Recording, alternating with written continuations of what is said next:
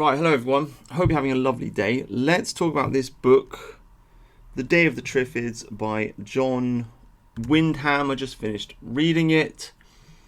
It is a science fiction novel that was published in 1951 by an English author called John Wyndham. I'll give you like the basic plot, okay? So spoiler alert.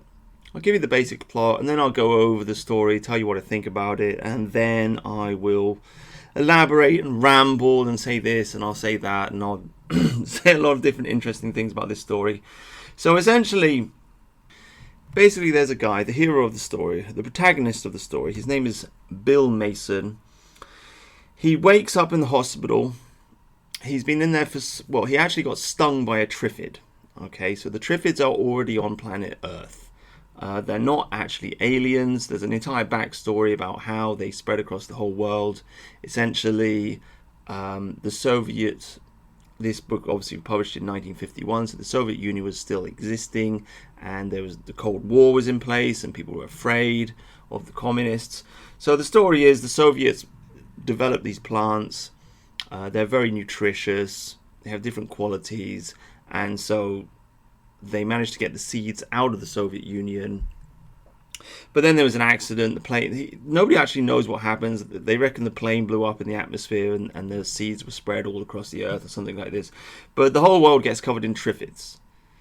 And they're these moving plants that have a sting. So there's like a tendril or whatever you want to call it, a branch will like whip out of them, hit somebody with poison, can kill them. And they grow to about 7-8 foot tall. And they're all across the world. Different businesses are interested in them because they have various nutrients and they can use them for vegetable oil and things like this, right? But they're walking plants. And everybody's shocked and they're like, oh my God, what's going on? And then people just get used to them and they're growing all over the world. And they know that they cause problems in Africa and other places where there's jungles, because you'll walk through the jungle and all of a sudden, you think you're looking at a hedge, but then it's a Triffid and it'll sting you. So they know that these plants cause problems, but they're growing them all over England. And what they do is they just cut off the poison tendril. And I mean, it seems kind of stupid, but anyway, that's the story, right? That's the story. So this guy works in the Triffid business. That's the backstory. He gets stung by a Triffid accidentally, but he's built up quite an immunity over the time, so it doesn't kill him, but it leaves him partially blinded. So he's in hospital and he's bandaged, and while he's in hospital there's this massive global firework display. Essentially a comet has been flying across the earth, okay, or close to the earth, and so they think it's meteorites or fragments of the comet or whatever, but there's all these bright lights in the sky, and everybody in the whole country comes out to look at it. They say it's a once-in-a-lifetime achievement, a spectacle. And the guy's in hospital, and he's feeling a bit grumpy about it because he can't see it because he's got to wear these stupid bandages, right? But anyway, the next day he's supposed to take the bandages off. He rings the bell. Nurse doesn't turn up. He sits there in bed. Finally, he takes the bandages off, realizes he can see, but then he walks around the hospital, and everybody's blind. Okay, he quickly discovers everybody's blind, goes out into the streets, there's blind people walking all over the place. It's a total disaster, right? He's in shock. And then he's walking along, he sees a young woman basically being attacked by a man who's like grabbed hold of her because she can see, right? And he's keeping her so she can help him, right? But she's screaming, and so he rescues her. Her name is, what's her name? Josella Playton. Okay, so, he's hanging out with her. They go and find a place to stay. They stay the night. They talk. It's all shock. It's all drama. And then they're together for a while. It starts to sink in that this is a disaster. I mean, and I got to say, this part of the novel is truly horrific. And the novel in general is just like the whole description of London. It's almost better than a zombie movie. I mean, I guess the blind are like zombies, but there's a real moral kind of emphasis here in that the two protagonists, the hero and the heroine, they feel that they should be helping the blind, but they they just realize they can't help them all because there's millions of them and hardly anyone can see, and they know that they're all going to die. And all the inhabitants of London are realizing quite rapidly that everyone's blind and they're all going to die, right? And there's this sense of deep panic in the air, and it's quite haunting. And there are several examples of suicide in the book. The doctor, one of the doctors in the hospital, commits suicide. The couple in the flat across from where they're staying, they just kill themselves, jump out of a window. Dead bodies on the streets, this kind of thing. It's really quite horrific, and there's a strong sense of nostalgia in the book as well, which I've found to be very interesting. In that, repeatedly, the hero Bill Mason is just saying, "Look at London, look how London has fallen," which is kind of funny in our day and age, considering how bad London is these days. But you could tell he had a national pride in the city. He even talks about what London used to look like before the war, before the Blitz. He talks about the beauty of the buildings and how it's all going to go to rubble. And you just get a strong sense that, and this is something I remember when I was a teenager, you get a really strong sense that they really, people in the past really cared about London. People in this country loved London, actually. There was a love of that city. Now it's hated because it's full of foreigners. But in the past, it was a great city, a beautiful city, with fantastic architecture and all kinds of, wonderful shops and so on and so forth. Things to do and things to see. So there's a lot of that, like architectural nostalgia, but also just the vast human tragedy of all of these people dying and crying out because they can't find food and they're struggling and they're suffering. So this is going on in the background, but the man and the woman, they quickly realize that, look, all these people are going to die and the water's going to run out and it's going to smell and this is going to be a death trap. We have to get out of London. So they make their minds up to get out of London the next day. But then they see a light shining in the sky.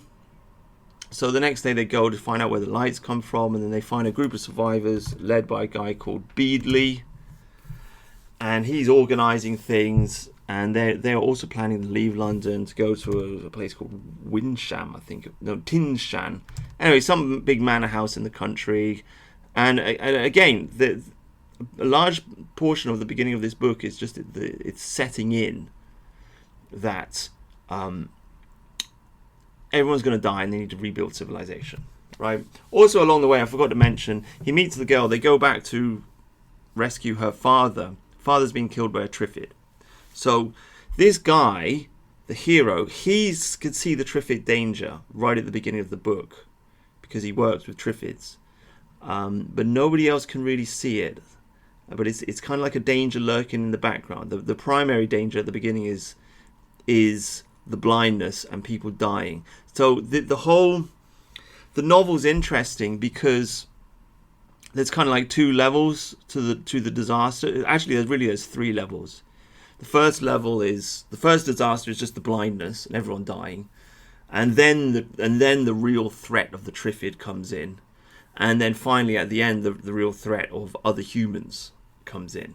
You see, so it's like three waves of disaster. But so they're talking to these guys, they're getting supplies, blah blah blah. They're ready to leave. Right at the beginning, when they first meet the group, there's a disagreement because there's a guy outside called Coker, who's a bit of a socialist.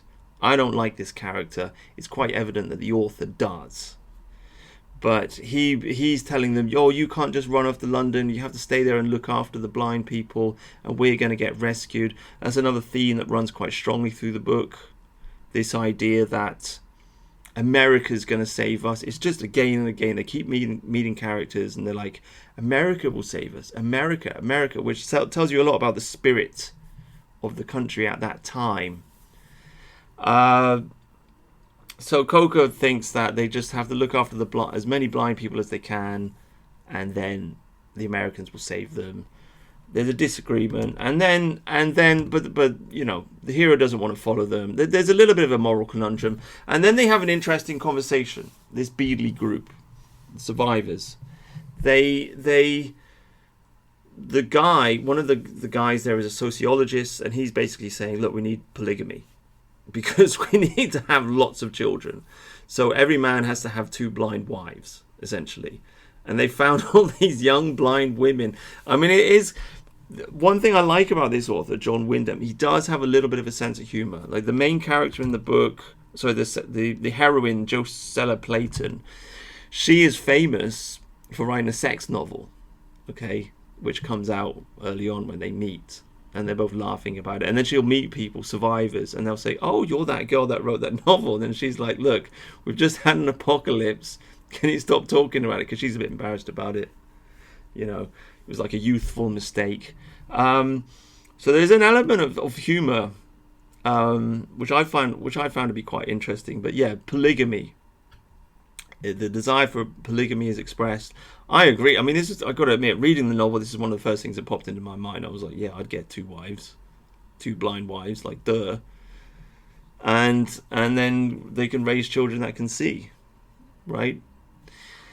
So the guy expresses this idea, and then some of the Christians in the group are upset about it. Oh my God, you can't do that, blah, blah, blah. It's immoral, and there's a whole section about this.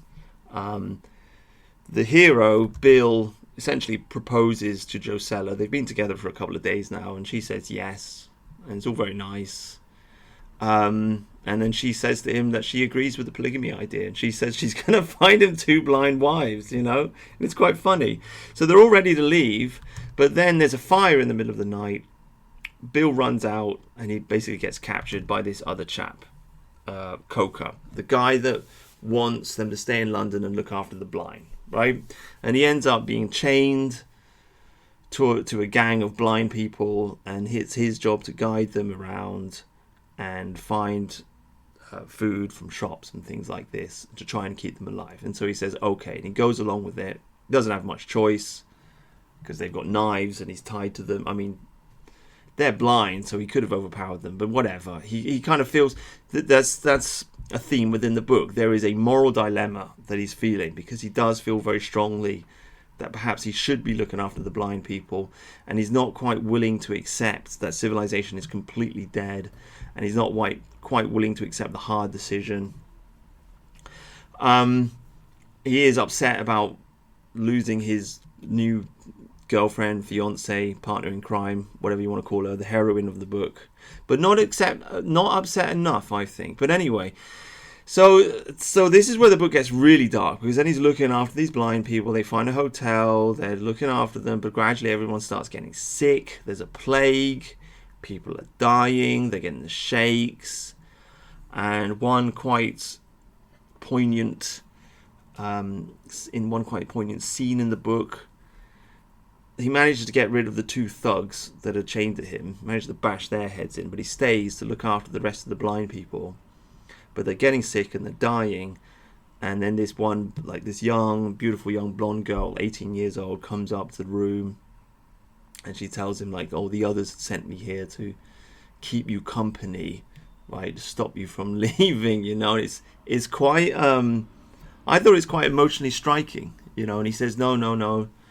He says, don't worry, I'll stay. But then the next day, she's got the disease as well. She's dying. And so he gives her some, medicine, suicide medicine, and she dies peacefully. Then he goes off to find his missing wife, I suppose, Josella. And this is the next, like, emotion, how the book grabs you emotionally. And I do feel it is kind of, I don't know, man, it's sort of a romance, apocalyptic novel, but you feel it. You really do feel it, because there's in the beginning you're hit by the apocalypse. Oh my God, shock, horror. And then he finds the girl, and you're like, oh, he's got a girl. And then they're all getting ready to rebuild civilization, and you're like, oh, okay, things are good. It's not so bad. 2 blind wives living in a manor house in the country, and then he loses the girl and the group. He doesn't know where they've gone either, so he's all alone now. And so now he's searching for her, and I found it to be quite engaging. But he's searching around this blind London. Everybody's starting to stink now, by the way. Dead bodies everywhere. trying to find her. He finds a hotel. Somebody says he knows who she is and but doesn't know where she's gone. Then he goes back to the place where they had this meeting with the other group, and somebody's written on the wall the address where they're going to go to, so he makes up his mind to go there. But then the guy arrives, Coker, the guy that kidnapped him and made him look after these blind people. This part of the book I didn't like so much, because if that was me, I'd be really pissed off that he'd separated me from the group and from the girl and so on and so on. But he didn't seem angry enough. Perhaps he was lonely. I don't know. He didn't seem angry enough, and Coker did not seem apologetic enough for what he'd done. He was just like, oh shucks, I made a mistake. I thought we could look after these people, but I guess you were right. I would have shot him, to be honest with you. But whatever. So he teams up with this Coker guy. They go out to the manor house. It's being run by the Christians. The Christians had kicked out the polygamous guys. They were trying to save all the blind people in the area. And they're looking at it and they know that this isn't going to work. There's too many mouths to feed. It's all falling to pieces. The Christian lady that's running it, this Miss Durant, she gives them the wrong directions. So they go off to try and find the other group, but they can't find them. They're driving around in the middle of the countryside. They can't find them. They find a bunch of other blind people. And then Bill Mason remembers that he and the girl had planned to go to another place in the South Downs. And he's like, oh, what? It's kind of funny how I forgot it. But as the reader, I also forgot it. So he says, look, I'm going to go and look for her over there. So he leaves Coker. And again, this whole episode, it was good because you feel that he's searching for the girl. The Coker character just annoyed me. He's like this stuck-up socialist guy. You can tell the author likes him, but he wasn't apologetic enough for what he'd done, and the main character wasn't heroic enough. It's almost like he got cucked by this guy. He should have punched him in the face or something at least, right? And then that would have worked if he'd have given him a good smack in the face and said, you separated me, I've lost this girl. And then if he'd have apologized and said, I'm sorry mate, I made a bad mistake, and then they'd have gone on to work together, okay, but because he wasn't violent enough, he didn't express the anger that he should have had, it just kind of diminished the main character a little bit. Maybe made him seem like less of a man, to be honest with you. But anyway, it's a slight flaw in an otherwise great novel. So then he goes off to the South Downs, rescues a little girl along the way, finally finds his wife. She's there. They're on this little farm. She's looking after two blind people. And they meet, and it's all happy days. And then time passes quickly. They have some children. They build in the farm. And then the threat of the Triffids really starts to grow. Okay, I mean, all throughout the novel, they've been there in the background. But they're building this farm, and the Triffids just keep coming, and they keep coming, and they build fences, and they keep coming, and there's more of them, and more of them, and more of them. And there's quite a good scene where they're lying in bed at night, and the girl turns to him and he says, you can hear them, because they're outside the fences and they're like making these noises, right? And he points out that he hadn't noticed because the numbers had just increased gradually over time, but they're basically being laid under siege by these Triffids. They're everywhere, and they're starting to scratch their heads and think about maybe we should move, or how are we going to survive. And then finally, as they're worrying about this, a helicopter turns up from the original group. Didn't catch the name of the character, but he says the Beadley group, they'd actually moved to the Isle of Wight. And this is what I was thinking right from the beginning of the novel. Moved to the Isle of Wight. I'd do this in any zombie apocalypse in England. Move to the Isle of Wight. Okay, David Icke lives on the Isle of Wight, so you'd be safe, right? But they moved to the Isle of Wight, killed all the Triffids, and managed to protect that island. And they were living there safely. And he said, well, we invite you to come live with us. And they said, fine. But they wanted to stay the summer in the farm. And then the final blow, these 4 armed men turn up. right? The fascists turn up at the end, right at the end, and they say, right, we're taking charge of this. We're the new military commanders of England, and we've got a plan, and we're going to give you 10 blind people that you need to look after. We're going to take your daughter from you because she can see, and she's going to look after the other ones, and right? And they're like, oh shit. And so the guy tricks them. They get drunk. They get them all drunk, and then they sneak out, jump in the car, and drive off in the middle of the night. And that's the end of the novel. So, great novel. Great novel. Thoroughly enjoyed it. Emotionally engaging. Horrific to see the blindness of London and all of those people dying and killing themselves, and just the misery of it. It was quite striking. The Triffids were a good, lurking, growing, slowly growing threat in the background. Quite horrific. But I think the real emotional grab of the novel was just him searching for the girl. That's what really did it for me, because it's like, as I say, disaster struck. He finds a girl, things are all going to be okay, and then he loses her, and then he's got to search for her. It was quite good. So thoroughly enjoyed the novel. What do I complain about it? I mean, apart from the Coca thing, well, the whole Triffid thing is, I don't know, man. One thing that I would have done is I would have just got cows, because I don't think a Triffid sting is strong enough to kill a cow. Okay, so I think the cows were blind as well, but some of them would have survived. So what you would need to do is get all the cows in the local area, just have them in all the fields, and then the Triffids would sting them, and then they'd get angry, and then they would just trample the cows, the Triffids, to pieces. That would be my natural Triffid defense. Okay, that was not mentioned, but whatever.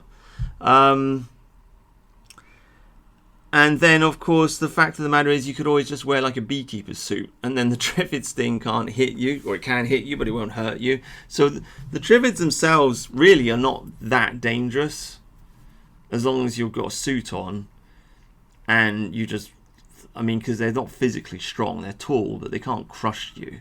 So you can just, it can try and sting you, and then you just walk up to it, push it over, and then chop it to pieces, right? So... they're painted as a horrible threat in the book, but when you step back and think about it, it's kind of it's just a plant. It's just a plant. It's creepy and weird, but it is just a plant. And if you're wearing, as I say, a suit of armor, it can't really hurt you. And so one man could easily dispatch of 100 Triffids a day if he wanted to. So really, when you step back and think about it, it's they're not that much of a problem. Not really. But nonetheless, suspension of the belief in the novel makes them seem quite scary. And, of course, there's a threat, because they can grow anywhere. You can imagine in England just covered in Triffids, right? All the animals are dead, and it's just a huge Triffid bush. So, yeah, so there's that. The other thing which kind of broke the suspension of disbelief for me was the fact that you have these two natural disasters happening at exactly the same time, or two supernatural things happening at the same time. So you have the Triffids, which is weird. Now, admittedly, this happened a long time before the comet and the fireworks in the sky, right? The meteorite strike, or whatever you want to call it. But the Triffids happen, and then everybody goes blind. So it's two, the odds, the probability of having these two supernatural events at the same time isn't very high. So it's kind of hard to balance that out in your mind. But the main character, Bill, when he's talking about it, he does say that he thinks actually the comet and the meteorite shower are not related. He thinks it's chemical weapons in the sky. So he thinks, so that would make more sense, because then it's a Soviet attack. The whole thing is a Soviet attack. The Triffids were created by the Soviets, and the flash in the sky was according to Bill, a giant accident, just triggered by things blowing up in the sky, and the whole world goes blind. So that makes more sense, and that kind of circled it off for me and made the novel more believable. So there you go. That's the story. And I thought it was thoroughly enjoyable. I thought the discussion of polygamy was interesting. Obviously, obviously that would be the right thing to do in the situation. Interestingly enough, I just bumped into a guy on Twitter recently who's a Christian polygamist, and he used to have 2 wives, and one of them's been estranged, and he's not very happy about it. But he's preaching the gospel of polygamy, and he said that there are statistics that say throughout human history you've always had 10% polygamists and 10% celibacy, something like this, right? And then 80% just normal marriage for men. And it's like, that's kind of interesting. It's an interesting idea. If you think about it, it's true. Rich people have always had concubines. Kings have always had their mistresses, and there are always going to be women out there who just don't mind sharing. They don't mind sharing, and it fits in with female instinct, I think. Women are attracted to power. Men are attracted to beauty. So, because why are men attracted to beauty? Because beauty means fertility. So they're attracted to young women because they can have more children with them. Women are attracted to power because the man can protect them and protect the child. So in this way, interestingly enough, I think it is possible for a man to love 2 women. Because if they're both young and they're both pretty and they're both fertile, then you can love them both. Okay, I mean, yeah, your love will be divided, but it doesn't... It actually... I mean, people like to have a go at the ladies and say how unchaste they are and they're all sluts and whores and etc., etc. But really, women are much more chaste than men in this way. Women favour serial monogamy. Generally speaking, they won't be with several men at the same time. It just doesn't work for their brains, because a woman is attracted to power. She will want that man to have power over her, essentially. That's what she wants. That's what she craves. She gives up to that man. I mean, if you're attracted to power, then, and you're sleeping with another man, then you're undermining the power of your boyfriend, right? If you're cheating on him behind his back or whatever, and so you're making yourself, it means you've got no respect for him. It means you're not attracted to him anymore. Do you see what I'm saying? So because they are attracted to power, it makes sense for them to only be attracted to one man at a time. Whereas men, of course, attracted to beauty, can be attracted to many women. That's just the reality of the situation. So, and following on from that, women, they're attracted to power, and they just want to be looked after. They want to be fed. They want to feel protected. They want their children to feel protected. So if they've got all of that, what is really the harm in their husband having a mistress? As long as he's still got money, what's the problem? Well, there isn't really much of a problem, which is why so many women who are married to rich men they tolerate it. Now, of course, there's always going to be a jealousy, because maybe the man will stop supporting you and he'll just support the other woman, so that's there. But I mean, a lot of that's cultural. In other countries, in Muslim countries, I don't think it's a problem. And even in Western country, in the past in Western countries, and even in countries today, like Monaco. I've seen a guy who went to Monaco. He interviewed the ladies. They just said, look, there's a lot of hookers here, and they all knew that their husbands were essentially, quote unquote, cheating on them, and they weren't bothered by it.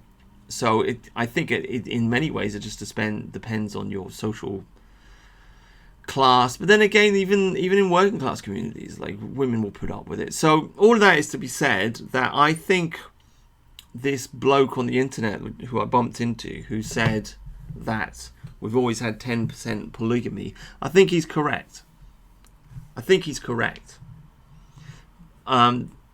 People reject the idea because they don't want to end up like the Muslims.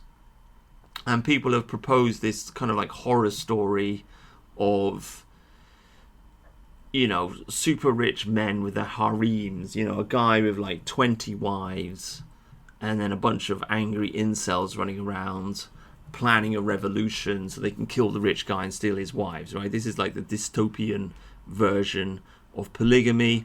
I don't think that just because you legalize or normalize polygamy, that kind of thing would naturally happen at all. It seems to me that 2 wives is probably pretty much the maximum, and it perhaps there are Muslim countries that behave like that, but that doesn't mean that our countries, our people or our nations would behave like that if we adopted polygamy. So I think it's a good idea. Essentially, I believe in polygamy. I've embraced the polygamy pill, and I think that actually I've heard that there are always more women than men in any population group. Just some kind of quirk of nature. There are always more female babies, slightly more female babies born than male babies. I don't know if that's true. I've never seen it confirmed, but I've heard it. So there's that. So the question comes, well, who are the unmarried young women going to marry if every man's only allowed one wife, right? So there's that thing. There's the fact that a lot of men die in dangerous jobs and in wars and so on and so forth, or some men just aren't. Some men just aren't interested. Some men are just lifelong bachelors. Some will be gay. But you can be a lifelong bachelor without being gay. This was a common thing in older societies, and these people would be in modern times their sexuality gets questioned, but actually in the past it was quite normal. Well, not normal, but it wasn't unheard of for a man to be a lifelong bachelor and just to like not really be interested in that sort of thing. Just to be not very sexual and just wants to work and pursue other things. And there are many men of genius throughout the years who have adopted this kind of lifestyle. They put their energy into their work and they didn't have any time for ladies. So what I'm trying to say is you're always going to have a surplus of women because of men dying, because of lifelong bachelors, and because of other factors. You're usually going to have, because every woman essentially wants a husband. I mean, some will be prostitutes, I suppose, but even the prostitute, when she gets older, is probably going to want to settle down. So 10% polygamy sounds like a good idea. Polygamy for the rich sounds like a good idea for me. It certainly would solve a lot of the dynastic problems we've had here in England with kings just not having enough children. Interestingly enough, a lot of the aristocratic families in this country are the descendants of bastards, and they know that they are, which is quite amusing. But whatever the case, we've always had problems like, does the king have a son? Well, this would not be a problem if the king could have 2 wives or 3 wives, right? It's certainly not a problem in Saudi Arabia where the king's got 4 wives, and the Saudi family is fixed and stable, and there are thousands of them, and it's not an issue. But it's always been an issue in this country. So it would create more stability for the rich. I mean, if you think about it just purely on economic terms, in any country you always have an oligarchy, and that oligarchy will always try to establish some kind of monopoly, usually of the land. Usually they want to become landlords, and they want people to pay them rent, right? Because that's the most stable and easiest form of income. the money just comes in every year. You don't even have to do anything. It's actually various different economists, Ricardo, I think, pointed it out, and many others, that it's quite a stale and stagnant form of money making. And I think they got a point. And I think that in a democracy, really, people should vote it out. I mean, really. In fact, I've been thinking about this a lot recently. I think there should be a tax on second homes, basically, to fix this problem, to fix the landlord problem. Because if you want a really thriving country, then you want every working man to own a home.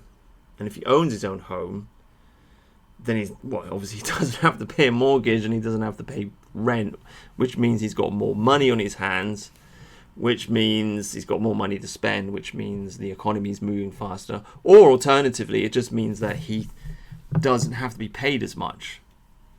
All these people out there screaming, you've got to raise the minimum wage, you've got to pay us more, you've got to pay us more. This is just putting a stress and a burden on businesses, right, who've got to pay a lot of money to get people to work for them, right? Especially small businesses who can't afford it. It's actually really an attack on small businesses. Big businesses can kind of handle it. But the thing is, raising the wages, okay, it's one solution to the problem, but you're not really getting to the root of the problem. The root problem is that nobody owns property. If we had a nation of property owners, if we had like 90% house ownership or 99%, then businesses wouldn't need to pay such a high wage, right? And if businesses didn't need to pay such a high wage, it'd be easier for the businesses, and then you've got more productivity, you've got more work being done, and the whole economy will flow a lot smoother. So I'm against the landlords, I gotta say. I've had enough of them. I mean, like anybody else, I've always dreamed of being rich, right? And I've always figured, if I was a millionaire, I'd buy a property here and a property there and blah, blah, blah, blah, blah. Because that's what you would do if you had the money, because it's easier than working. But nonetheless, it doesn't mean it's economically good, does it? Essentially, in any nation, you have a struggle between capital and labor, right? You either have labor, it has value, and you can get a good working wage, or capital has a lot of value, and you make a lot of money simply from owning property or owning stocks and shares or whatever. Currently, we live in a society where capital has a lot of value, which means, because old people usually have the capital, the old people have the power. Which means the boomers have the power. The working man does not have the power. The working man is spending his whole life trying to accumulate the capital, essentially. Right? So we have an old society where the boomers have the property and they want their capital to keep increasing, and they're making money out of the fact that they own capital. They're not making money because they're working. Boomers are not working. They've retired. But they're making money. Why? Because they're getting rent. So you have the oligarchs and the old aristocrat, the old Normans, right? I've really turned, I've got to say, in the last few months. I'm really fed up with the Normans. I don't hate. I mean, I understand that there is some value in the fact that they're ancient families and they're intertwined with the history of the country. Okay, I don't want to destroy them all, but I'm fed up with this landlord monopoly that they've established 1,000 years ago, after the Battle of Hastings. I'm fed up with it, to be honest with you. I want my Saxon liberty back. And Saxon liberty means every Saxon man should own his own house, right? So the boomers own a lot of property. The Normans, the aristocrats own a lot of property. And just rich oligarchs in general, corporations, etc. They own a lot of property and they get rent. So they're making money from capital. They're not making money from working. They're not making money from producing things. They're making money by just sitting on capital and getting rent. And the working man has to work to pay the rent and to try and slowly, gradually accumulate capital if he can. So what happens with this kind of situation is you essentially just create a stagnant society where not much work is getting done. Because why work? I can't be bothered to work. I've got to tell you, I've got no inspiration at all to try and get a good job or a raise. I can't see the point. What's the point? Like, what can I buy? I'll never own a house. So, work for what? Right? Work, okay, so I can have another holiday. Not that I've been on holiday in ages, but okay, I can buy some stuff. Okay, well, I mean, is it really worth it? I'll still be poor at the end of the day because I won't be a homeowner. So the working man gets crushed by the capital. I'm sounding like a socialist. I'm not. I'm just pointing out there is a war between the working man and the people that own the capital. Currently, it's the boomers that own the capital. They're crushing the nation with rent, and worse than that, they're encouraging mass immigration to push up the rent, or they're just keeping quiet about it. They're looking in the other direction because they want the value of their holiday let to go up. Essentially, they want the value of their house in London to go up, and they know that mass immigration will push that value up.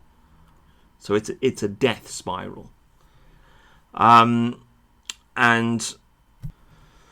all that was a bit of a tangent. The point I was trying to make was that for the aristocracy to maintain their oligarchy, it does make sense for them to have more children, right? If you're a rich man, then you should use your wealth to create a big family, right? So you've got lots of children and they're all working, and you can put them in different jobs and get them working in your business, and etc., etc. You can create a huge clan-like structure which will be safe and which will be stable. Otherwise, you're going to be a rich man and you have one son, but he's a bit lazy, and the other one dies, and then the girl will marry somebody else, and then you're just stuck, and you don't have enough kids, and you've created all this wealth, and who are you going to pass it on to? And this is the question which afflicts rich men and kings. It's one of their number one issues. I've built this empire, who will I pass it on to? It's one of the great flaws of the manosphere, to be honest with you. There's all this talk. I'm a man, I've got muscles, I do this, I do that, I'm alpha male. And it's like, okay, wow, you're really alpha male. Do you have a son? Right? And what's the answer? What does Rollo Tomassi say about having a son? Well, he doesn't have a son. What does Sterling Cooper? I don't know if you know these people. Sterling Cooper's the new ex-porn star who's now giving sex advice to everybody, right? Big in the manosphere. He doesn't have a son, right? It seems like an okay guy. Like, I don't thoroughly dislike him, but it's just like he's telling everybody like what it means to be a man. Well, does he have a son? No, right? I don't know. Many of these characters, apparently, the big guy himself, Andrew Tate, does have children, so that's something, I suppose. But nonetheless, he doesn't present himself as a father. The children are hidden. See what I mean? He doesn't present a family man image. He presents a playboy image, but he's got children. They're just kind of hidden away in the background somewhere. So it's a bit of a weird thing. But I think that if you look at the kings of this world, and the king obviously is the ultimate symbol of masculinity, what is the concern of the king? Well, he wants to raise a son. It's very high up on his list of problems, isn't it? Raise a son to carry on the dynasty and to carry on the kingdom. And you need to educate that son, and you need to ensure that he's going to be able to look after things. This is the plot of many, many, many, many stories, right? The king whose son dies, or whatever, right? So it's an absolutely core, central aspect of masculinity, and yet the manosphere just completely ignores it. But to be a man is to have a son, and to tell that son all the mistakes that you made, to raise that son, to teach him all of the knowledge that you have. to make that son a man, and you have authority over him. Isn't that what all men desire? Power. If you've got a wife and you've got children, you have power over them. You can tell them what to do. I was talking to a dad the other day, and he was telling me that he went on holiday or something, and his daughter was complaining about something, and he told her to shut up, and she shut up. And it was just a silly little story. But he was just telling me it was like his dad moment, you know. He's like put his foot down and then exerted authority over his little kingdom. And he was laughing about it. And that's why men have always, one reason why men have always desired families. It's their house. It's their kingdom, right? Will the manosphere playboys talk about this? No. So they're taking the whole thing in a different direction, in the wrong direction. It's just playboy masculinity. All they're doing is defending people who like to sleep around and have sex with random women. That's all it's about. And they're actually discouraging people from getting married. They're discouraging people from having children. So it's an anti-natalist movement. It's a MGTOW movement. They won't admit it. They'll never call themselves MGTOW, but technically Rollo Tomasi is MGTOW. And they don't encourage, I mean, this is another aspect of the manosphere. They don't encourage people to save Western civilization. Right? Captain Capitalism famously said, enjoy the decline, right? Watch the civilization burn, and I'll just be sitting here in my house drinking whiskey and smoking a cigar and laughing about it. It's like, well, that's not very masculine, is it? Because a real man cares about his country, and he wants his people to survive, and he will know something about his culture and his history, and he will want it to survive and for that story to continue. If you're against that, you're just a nihilist. So anyway, that's my feeling on that. All that being said, it would make sense for the rich men of this world to embrace polygamy. We're at a very crucial and strange moment in Western civilization where everything is upside down and all the rules are being rewritten. And I think the polygamy question will return. And I think 10% polygamy doesn't sound too bad. I mean, what about the fat girls, right? What about the fat girls? What about the ugly girls? Who's going to look after them? You know what I mean? You know what I mean, guys? So, there's my little ramble about the day of the Triffids. I have, what are we at? 47 minutes. I talked about the book. I talked about polygamy. In case you haven't noticed, I just like making hour long. Like I'll make a video, and if it's half an hour long, I just don't feel satisfied. I feel like I have to. I am autistic and crazy, and I feel like my video has to be an hour long. Otherwise, I'm just not happy. Okay, so it's going to be an hour long video. It is going to be an hour long video. I mean, I think with this channel, I'm going to move back into essentially read book, make video about book. Okay, that's going to be the general direction of this channel. I was doing one video a week on a Sunday, and that kind of worked. That was okay. But then what I found is, like, I read all these books because I've been doing a lot of reading recently. So I read all these books, and then I just it's like I've got all these books, but they're all stacked up, and now I've got 3 books to talk about. I've got this one. I've got a dystopian novel to talk about. I've got a book by a guy called David Graish to talk about. And I'm 3 books behind, and it's confusing. So it's just easier for me, instead of doing one video a week, get into a rhythm of read book, think about book, talk about book, make video, done, move on to next book. Boom, boom, boom, boom, boom. And then maybe just talk about other subject matters as well when stuff comes out. But that's the general vibe and feeling of the channel moving forwards. I've got my weekly show now with SJJ, who doesn't want to commit to a weekly show, but nonetheless he's coming on every week, so that's kind of good. And that gives me the ability to talk about the news And so that makes, going on Twitter and watching all the stories more interesting, because if you're going to talk about it, then it's interesting. If you're not going to talk about the news, then the news is just, well, the information's irrelevant, isn't it? It's not really part of your life, is it? It's just something that's happening in the background. So that's made Twitter more interesting. That's made the news more interesting. That gives me an outlet for that. And that's what's going on, guys. And I do feel, as I was saying on the show the other day, I do feel that moving forwards, really the number way, I mean, I've been saying this for a long time, but really the number one way to save Western civilization is just to read. I truly believe this.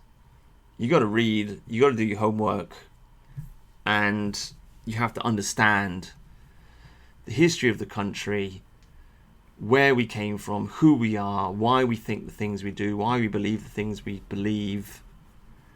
And only by reading and understanding all of this can we move into the future. Otherwise, if people don't read, then they're just going to fall into whatever gay, retarded little internet clique they think suits them, right? Fascism being the number one trap here. Oh, I love Oswald Mosley, I love Adolf Hitler. It's like, well, do you actually know what happened in the Second World War? No.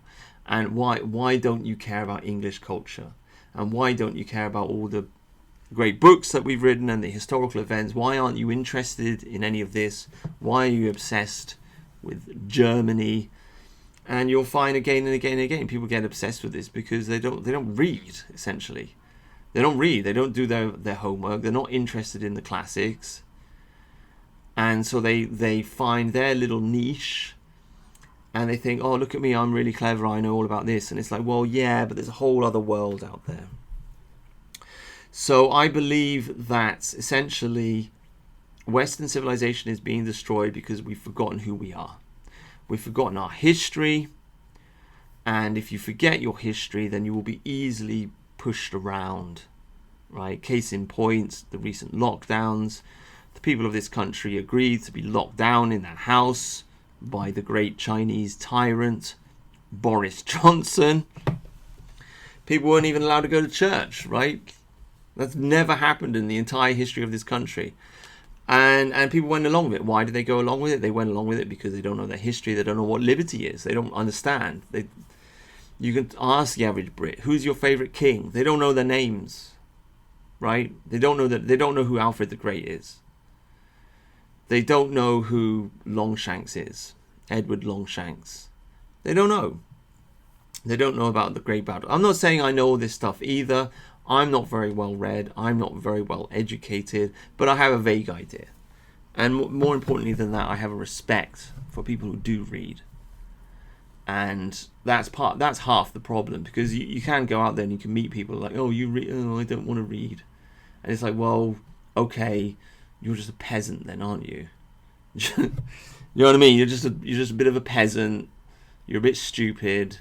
You're an anti-intellectual. I don't care. Like, you really don't want to read, don't read. But don't be disrespectful for people that do.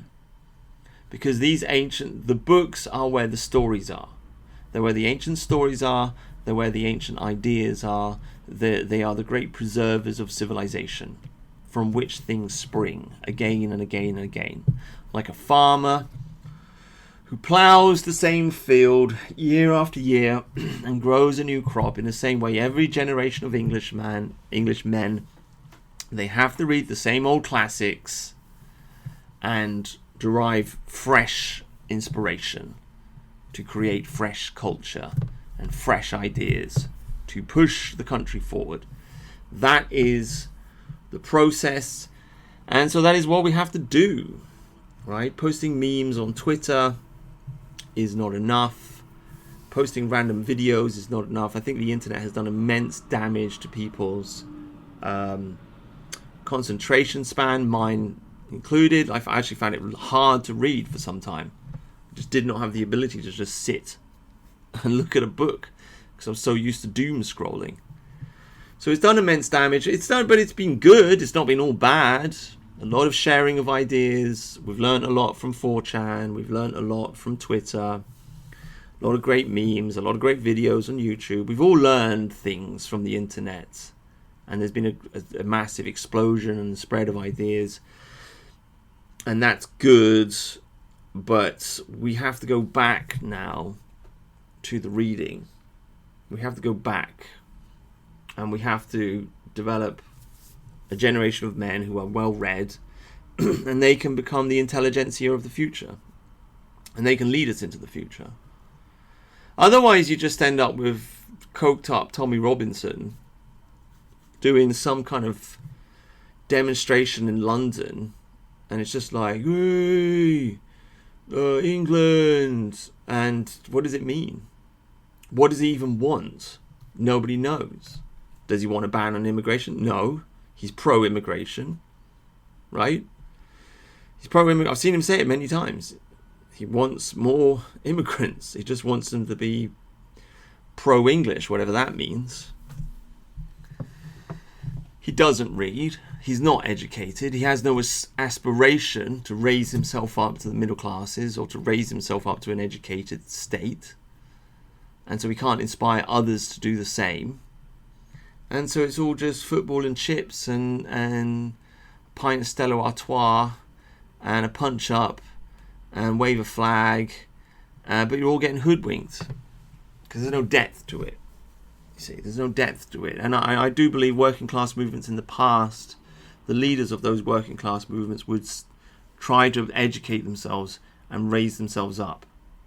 That was part of the drive of those movements back in the Victorian age. They wanted to educate the working classes. This is before the school system as we know it existed.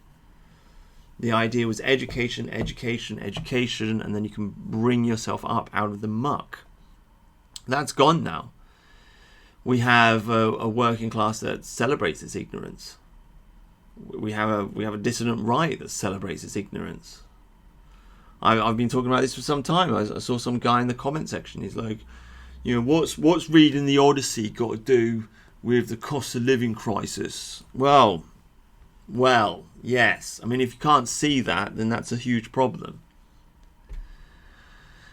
Point being, if more people read the Odyssey, we wouldn't be having a cost of living crisis, would we? Because more people would be educated, and we wouldn't have sunk into this stupid, shitty dump that we've sunk into. So read the classics, talk about the classics, develop and cultivate a group of people that like ideas. Their minds will be bright, they'll be interesting to talk to, they'll be happy, they'll have a good concentration span, they'll be interesting, and so then you cultivate more people who are more positive and upbeat like that. Because that's part of the beauty of reading, is that it's just like, well, it's sort of like an act of collection, isn't it? It's like you take the basic materialistic desire to accumulate goods, and then you focus that towards books instead of towards a new TV or a new car or a new whatever. Now you're just thinking, oh, I haven't read that.